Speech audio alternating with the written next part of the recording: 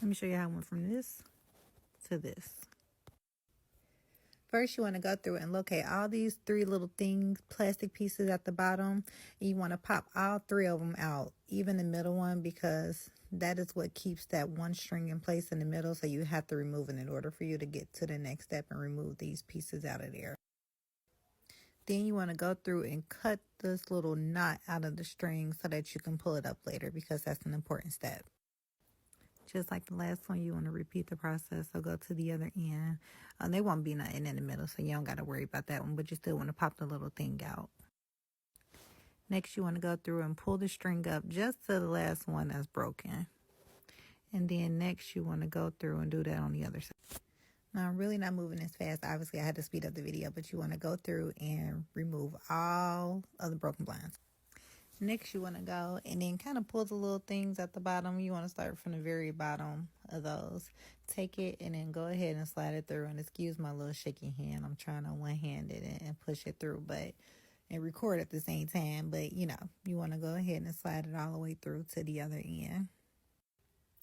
Next, you want to repeat this process until you get to the very bottom of it. So you want to make sure that you fill in all of the gaps here.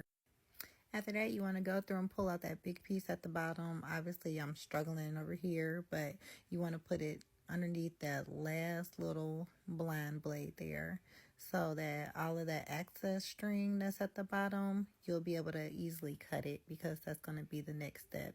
So just make sure that you push it all the way through at the end. Next, you want to make sure that small hole is at the top before we go to the next step, which is threading this through. You want to go through and thread this all the way through to the very bottom on each one. And when you get to the end of it, you're going to make sure that you don't have any gaps in between before you do this next step, which is tying it into a little knot so that you secure the blinds back into place. And then you'll do this for both sides. And this is me just repeating those steps on the other side. So you want to make sure that you do it all the way through to the very end. And then next, you want to cut any of that excess string.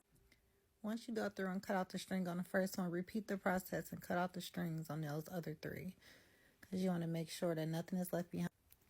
Then go through and grab those little pieces again, and what we're going to do is pop them right back into place. And you want to repeat this process for all 3 of them, so that way it keeps those strings into place. And once you're done, this is the finished product.